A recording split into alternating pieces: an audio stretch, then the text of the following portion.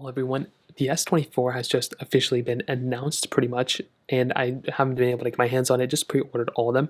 But let's go and do a quick little tiny comparison between the S24 against the S22 now, against the S24 and the S23. Now, this is obviously the S23, but realistically speaking, there are a lot of similarities between an S23 and an S24. The big difference, though, from what I can see, is that the S24 is giving you 7 years of software updates, which is massive.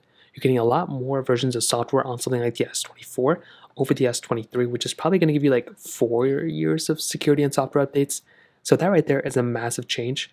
Also with the S24, you're getting the flat sides. As you can see, the S23 and the S22 were giving you this curved side to it. So the S24 presumably is going to give you a completely flat edge to it, which is going to be pretty crazy. And you're also getting 2600 nits of brightness on something like the Galaxy S23. This is a very big difference coming from the S22 and the S23, which are basically giving you like 17, 15, nits of brightness. You're now getting a way brighter display, and I thought the Pixel 8's display was a lot better, but I will tell you this display on the S24 is going to be significantly faster and just better in general. You're also getting a slightly larger battery on the S24, and you're getting lots of AI features built into this particular device, which is really cool.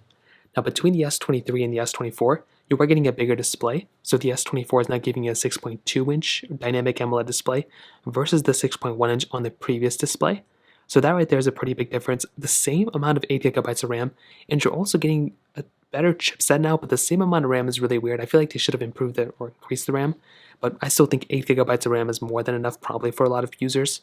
But the Snapdragon 8 Gen 3 is going to be giving you a little bit of better performance than the previous generation, which was the 8 Gen 2.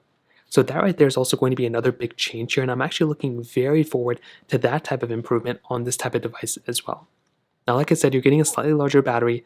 The camera features and everything are going to be better on the newer phone, but I will still tell you on the S23, you're still looking at probably one of the best cameras out. Still 8K at 30 on the back and 4K at 60 on the front. On top of that, I mean, everything else is basically the same. The big difference you're getting is like 7 years of software updates, slightly improved camera here and there. But beyond that, there's still a lot of overlap between these two devices. If you have an S23, I'd recommend keeping it, but the S24 is looking like a really decent upgrade. If you have any other thoughts or questions, please let me know in the comment section below. Hit the like button, that will mean so much, but definitely hit that subscribe button. More importantly than everything else, I love every single one of you guys. Hopefully I'll catch you guys in the next video.